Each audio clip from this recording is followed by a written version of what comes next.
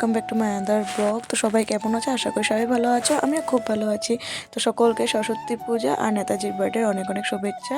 বাঙালিদের দুটো অকেশন একসাথে পড়েছে, অনেকটা ভালো লাগছে, কারণ নেতাজির বার্থডে আমাদের বেঙ্গলিদের জন্য মানে অনেকটা কিন্তু গর্বের বিষয়। আর এদিকে তো সরস্বতী পূজা আছেই। তো চলো তোমাদেরকে সরস্বতী পূজার দিন কী কী করলাম সবটাই তোমাদের সাথে শেয়ার করি।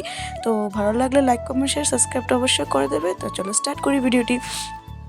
ঘুম থেকে উঠে প্রথমে স্নান টান করে, আর আজকে যেহেতু হলদি দিয়ে স্নান করতে হয়, তার জন্য সকালবেলা হলদি দিয়ে আমরা সবাই স্নান করে নিয়েছি শ্রী বাড়ানোর জন্য। ছোটোবেলা থেকে সেই যে আমরা স্নান করে আসতাম হলুদ দিয়ে, তো সেই জিনিসটা আমাদের এখনও মানে পরম্পরার মতন চলেই আসছে, তো আমরা এখনও করি সেই রকমই। তারপরে দেখো আমি রেডি হয়ে এসে পড়েছি, যেহেতু আজকে বসন্ত পঞ্চমী, তো তার জন্য আমি ইয়েলো কালারের শাড়ি পরেছি। তো তারপরে দেখো নিত্যদিনের পুজো দেওয়ার জন্য সব রেডি করছি।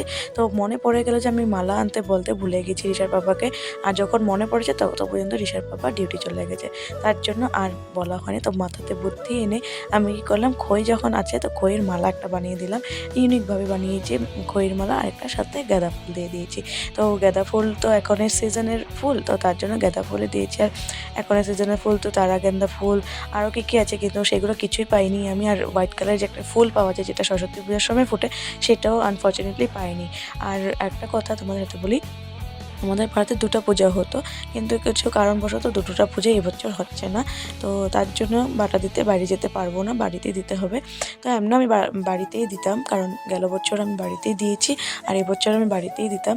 তো মানে ঘুরতে যেতে পারতাম এরকম ভেবে, মানে তো হলো না এবার কিছু। তো তার জন্য তাড়াহুড়াও করছি না, আস্তে ধীরে করে সেই শুভ টাইমটার মধ্যে আমি ঠাকুরকে মানে পূজা দিয়ে নিচ্ছি। তো নিত্যদিনের পূজা সুন্দর করে দিয়ে নিচ্ছি, আর এদিকে তারপরে মা সরস্বতীকে বসিয়ে আমি পুজো দিয়ে দেবো। তো ওইদিকে তো জানোই আমার ছোটো মোটো ঠাকুর ঘরের মধ্যে আমি ডেকোরেশন করতে অনেকটা ভালোবাসি। তো যতটুকু আমাদের বাড়িতে যা যা আছে সেই কিছু জিনিস নিয়ে আমি ডেকোরেশন করে মা সরস্বতীকে এবার বসিয়ে দেবো। তো দেখতেই পাচ্ছ মা সরস্বতীকে আমি এবার স্নান করিয়ে দিয়েছি, স্নান করে চন্দনের ফোঁটা লাগিয়ে দিয়েছি, বাকি সব ঠাকুরকে চন্দনের ফোঁটা লাগিয়ে ফুল টুল দিয়ে সুন্দরকে সাজিয়ে দিচ্ছি। তো মালাটা একটু বড় হচ্ছিলো, তার জন্য সেটিং করে আমি পরিয়ে দিলাম। তারপর যতটুকু ফুল পেয়েছিলাম সেখান থেকে অল্প ফুল রেখে মাকে সুন্দর করে এখন দেখো সাজিয়ে দিচ্ছি। তো বাসার বাড়ি কাকিমুনির বাড়ির থেকে অনেকগুলো গাঁদা ফুল এনেছিলাম, সেগুলো দিয়ে সাজাচ্ছি। আর দেখো কত সুন্দর লাগছে সাজানোর পর মাকে। তো আজকে যেহেতু মানে সরস্বতী পূজা, তো সেই ছোটোবেলার মেমোরিগুলো মনে পড়ে গেছে, যে ছোটোবেলা মা কীভাবে আমাদেরকে ঘুম থেকে উঠিয়ে স্নান টান করিয়ে আমাদের বাড়িতেই পুজো হতো, মানে জেঠুদের বাড়িতে হতো। তো সেখানে গিয়ে আমরা অঞ্জলি নিতাম, তারপর সেখান থেকে এসে প্রসাদ খেয়ে অঞ্জলি নিয়ে আমরা বেড়াতে যেতাম। কিন্তু দেখো এখন বলে না, সময়ের সাথে সাথে সব কিছু হয়, যে পূজা সেমে আছে কিন্তু আমরা বড় হয়ে গেছি, সেই রকমই হয়ে গেছে। মানে তো এখন তো আবার সংসার বাচ্চা সেই নিয়ে আমরা ব্যস্ততা। তো পূজার জায়গায় আছে, বাট আমরা ব্যস্ততা হয়ে গেছি। তো এরপর দেখো ফল প্রসাদ কেটে নিলাম, তারপরে ঘর সাজিয়ে নিয়েছি, মাকে ঘর পাতে দেবো। তো একটা কথা, জানি না আমি সরস্বতীর মাকে ঘরটা পাতেছি, যে ভুল না সঠিক, কিন্তু অজান্তে যদি ভুল হয়ে থাকে তার জন্য ক্ষমা প্রার্থী। আর আমি কিছু নিয়ম জানি না, আমি যতটুকু জানি আমি মনের ইচ্ছাতে সব কিছু পূজা করি। আমি মানে নিয়ম ভেবে কিছু করি না, যেটা নর্মালি সব পূজাতে হয় সেটা ভেবে আমি পূজা করে দিই। তো যদি কিছু ভুল হয়ে থাকে তার জন্য ক্ষমা প্রার্থী। তো তারা সুন্দর করে পূজার আয়োজন করে নিয়েছে, আর ঋষার পাপা না আমাকে সব জিনিস এনে দিয়েছে, যা যা লিস্ট দিয়েছিল, শুধু মালাটা বলতে ভুলে গেছিলাম, তার জন্য ও আনে নাই। তো এরপর সব কিছু করার পরে আমি ঠাকুরকে পুজো দিয়ে নিয়েছি। এরপর আমি ঠাকুরের আরতি করে নিব। তো আরতি করে নেওয়ার পরে আমি না পিছন থেকে ব্যাকগ্রাউন্ডে একটা গান লাগিয়েছি, যে গানটা তোমাদেরকে এখন শুনিয়ে দেবো। হয়তো তোমরা গানটা সবসময় শোনো, মানে সরস্বতী পুজোর সময় যে সরস্বতী মায়ের গান, তো সেই গানটাই আমি তোমাদের সাথে শেয়ার করে দিচ্ছি।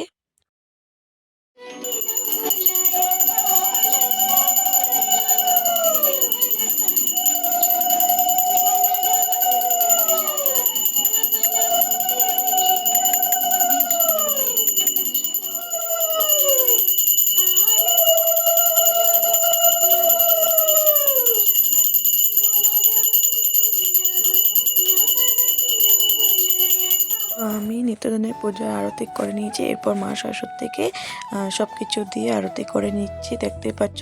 আর ব্যাকগ্রাউন্ডের গানটা ভালো করে দিতে পারছি না, কারণ কপিরাইট মেরে দিতে পারে, তার জন্য অল্প দিলাম। তো অনেক সুন্দর কিন্তু গানটা, অনেক ভালো লেগেছে। আর পূজা দেওয়ার সময় এরকম গান চালিয়ে পূজা দিলে না মনটা আরও সুন্দর লাগে। তখন শুধু ঠাকুরের মানে আরাধনা, ঠাকুরের কথাই মনে পড়তে থাকে, বাইরের কোনো কথা মনেই আসে না। তো এরপর থেকে সুন্দর করে আমি আরতি করে এবার আমি পাঁচালিটা পরে নেব।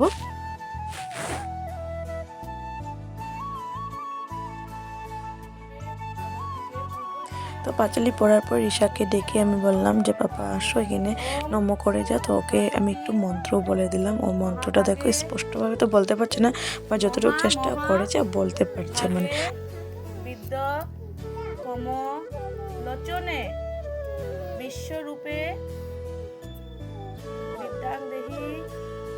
বিদ্যাং দেহি নমস্তুতে।